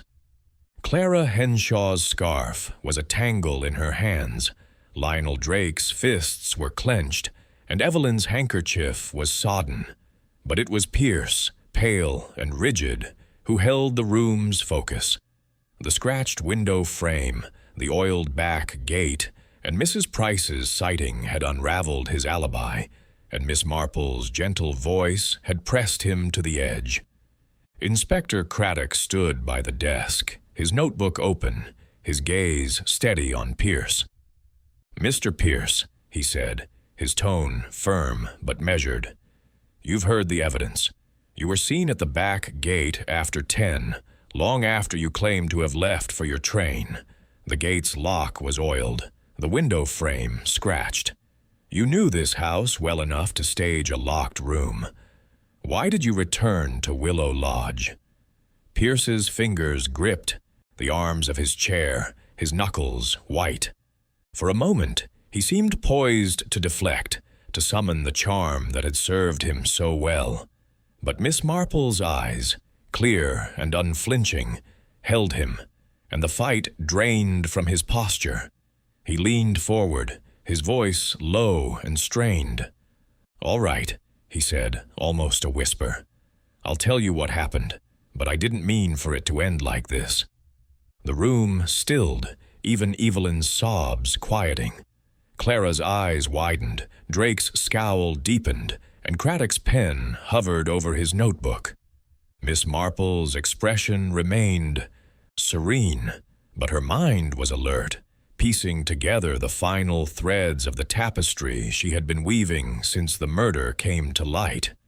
Pierce ran a hand through his hair, his composure shattered. Felix's book, The Hidden Truth, it wasn't just a novel. It was a dagger aimed at my heart. That character, Reginald Vance, was me, no question. He dug up things I thought buried, deals I'd made, favors I'd traded with a certain politician to push books into the right hands. If that book came out, it would have ruined me, my firm, everything I'd built. His voice cracked, and he looked away, toward the manuscript on the desk. Miss Marple nodded slightly, her needles untouched.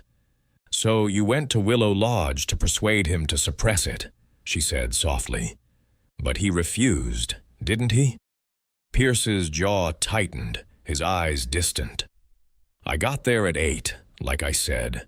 I begged him to rethink it, offered him anything, money, a new contract, anything to keep that book off the shelves. Felix laughed in my face, said the truth was his legacy, that he'd rather burn his career than bury it. I left, angry but empty-handed, but I couldn't let it go. I walked toward the station, then turned back. I had to try again." Craddock's eyes narrowed. "You went back through the back gate, didn't you? That's why Mrs. Price saw you." Pierce nodded, his voice barely audible. "Yes, I knew the gate. Felix showed it to me years ago, when we were still friends. The lock was stiff, but I'd oiled it weeks before, thinking I might need to talk to him privately someday. I slipped into the garden, went to the study window. It was open a crack. Felix liked fresh air when he worked. I climbed in. He was at his desk, typing, muttering about betrayal. I tried again to reason with him, but he was furious, said I'd betrayed him by siding with them, the people he was exposing. Miss Marple's voice was gentle but piercing. "And then, Mr. Pierce, what happened?" Pierce's hands trembled, and he buried his face in them for a moment before continuing. He stood up, shouting, waving that letter opener like a madman. I thought he'd come at me. I grabbed it from him just to stop him, but he lunged, and I don't know how it happened. It was in his chest before I realized. He collapsed, and I panicked. His voice broke, and he looked up, his eyes haunted. "I didn't mean to kill him. It was an accident, I swear." Clara gasped, her scarf falling to the floor. Evelyn's tears stopped, her face frozen in shock. Drake's scowl gave way to a grim nod, as if he'd expected no less. Miss Marple's expression remained unchanged, but her mind noted the details.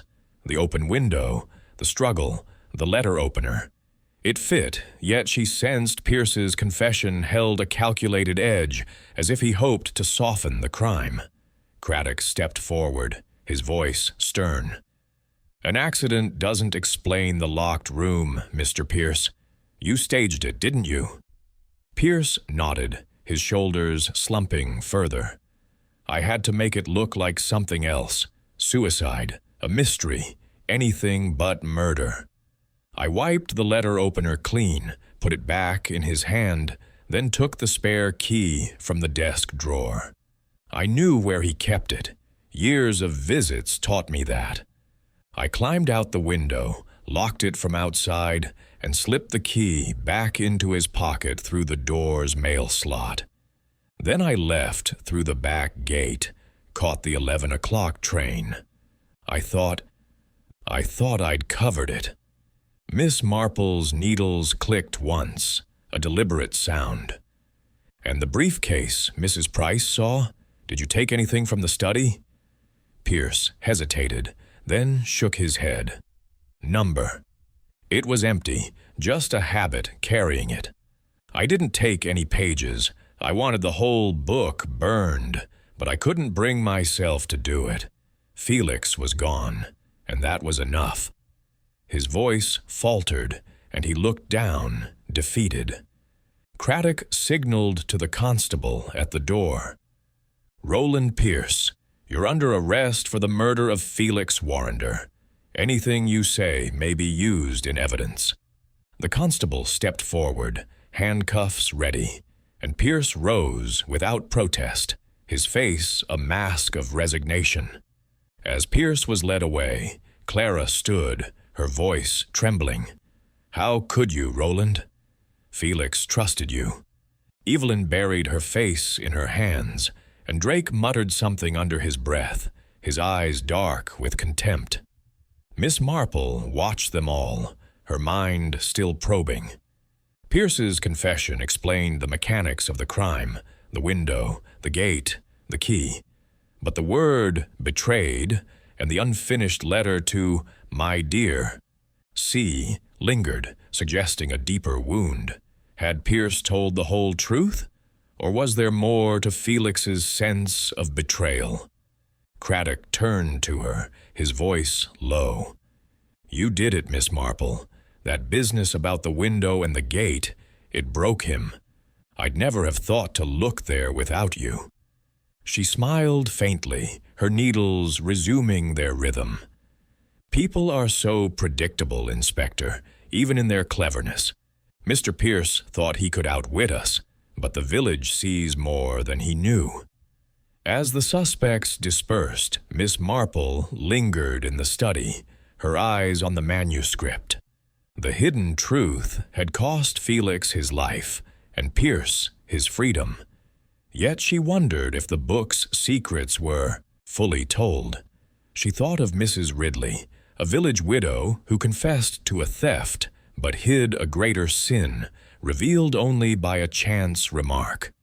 Pierce's story fit, but the truth, she sensed, was a pattern not yet complete. She stepped into the garden, the air cool and fragrant, and glanced at the back gate, now a silent witness to Pierce's guilt. The church clock would soon strike, and St. Mary Mead would settle back into its quiet rhythm. But for Miss Marple, the case was a reminder that even the cleverest plans unraveled under the steady pull of truth. Chapter 12. The village settles. The evening shadows lengthened across St. Mary Mead, draping the village in a quiet that felt both soothing and somber. Miss Jane Marple sat by her parlor fire, the soft crackle of logs a gentle counterpoint to the click of her knitting needles. The pale blue shawl in her lap grew steadily, its stitches a testament to her patience, much like the careful unraveling of Felix Warrender's murder. Roland Pierce's confession had brought the case to a close, his arrest a stark resolution to the storm that had shaken the village. Yet, as Miss Marple's needles moved, her mind lingered on the threads of the story, ensuring no loose ends remained. Outside, the village was settling back into its familiar rhythm. The baker's van trundled past, children laughed in the lane, and the church clock struck 7, its chimes a reminder of time's steady march. The news of Pierce's arrest had spread quickly, carried by the same whispers that had heralded Felix's death. Mrs. Bantry had telephoned earlier, her voice brimming with excitement, eager to hear the details. But Miss Marple had demurred, promising tea and a full account later. For now, she needed the quiet to reflect. The firelight cast flickering patterns on the walls, and Miss Marple's thoughts turned to Felix Warrender, a man whose pen had been both his triumph and his undoing. The Hidden Truth had been a dangerous book, its coded accusations a mirror to the vanities and sins of those around him. Pierce, with his empire of influence, had struck to protect his secrets, staging a locked room to confound the police. The scratched window frame, the oiled back gate, and Mrs. Price's sighting had been the keys to his guilt, but it was Felix's own word, betrayed, that had pointed Miss Marple to the heart of the matter. She thought of the unfinished letter to My Dear C, found beneath Drake's book of poetry. Its urgent tone had suggested a confrontation, perhaps with Clara Henshaw, but Pierce's confession had clarified the true betrayal. Felix's trust in his publisher, broken by greed and fear. Miss Marple recalled Mrs. Cleary, a village widow who hid her husband's debts to save face, only for a ledger to reveal her shame. Pierce's motive was no less rooted in pride, his polished charm a mask for desperation. The letter, she now believed, had been a draft to Clara, warning her of Pierce's pressure to suppress the book, a warning Felix never had the chance to send. Her needles paused as she considered the other suspects. Clara's nervous scarf-twisting had hinted at guilt, but it was the guilt of a woman torn between loyalty and fear, not murder. Evelyn's tears were those of a fan whose idol had fallen, her devotion real but impotent. Drake's bitterness had burned brightly, but his alibi, though shaky, held just enough truth to clear him. Each had been touched by Felix's death, their lives altered by the secrets he'd threatened to expose.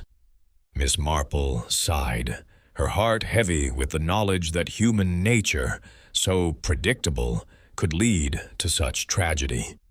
A knock at the door announced Inspector Craddock, his face weary but relieved. "Miss Marple," he said, stepping into the parlor, "I wanted to thank you properly. Pierce is in custody, and we've got a full statement. He's sticking to the accident story, but the evidence is solid. Window, gate, the lot. You cracked it as usual." She smiled, setting her knitting aside. "You're too kind, Inspector. I only noticed what was there to see. The village helped, you know. Mrs. Price's eyes, Lily's gossip. They're as much a part of the solution as any fingerprint." Craddock chuckled, settling into a chair. "You make it sound so simple. We found a few more fragments in the fireplace, bits of a letter matching the one you spotted. Seems Felix was writing to Clara, warning her about Pierce. He must have burned it when he heard someone at the window." Miss Marple nodded, her suspicions confirmed.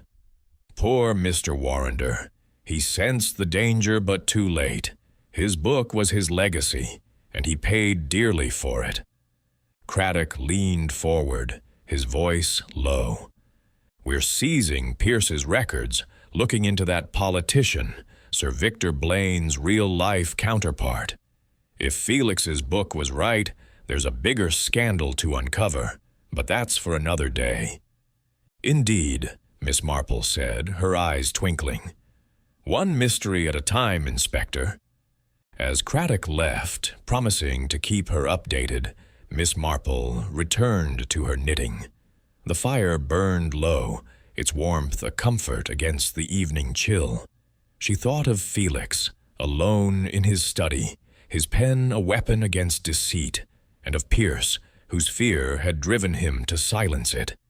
She recalled old Mr. Thompson, a village grocer who once hid a theft behind a smile, only to be undone by a child's innocent remark. People, she mused, killed for the strangest reasons: pride, fear, greed. But the truth always found its way, like a river carving through stone. The shawl grew under her needles, its pattern clear and orderly, much like the case now resolved. St. Mary Mead would talk of Felix Warrender's murder for weeks, perhaps years, but Miss Marple knew it would fade into the village's tapestry, another story among many. She set her knitting down, her hands resting lightly in her lap, and gazed into the fire. The truth had been found, as it always was, and the village could rest. For now, her needles would keep their rhythm, and Miss Marple would watch, as she always did, for the next ripple in the quiet waters of St. Mary Mead.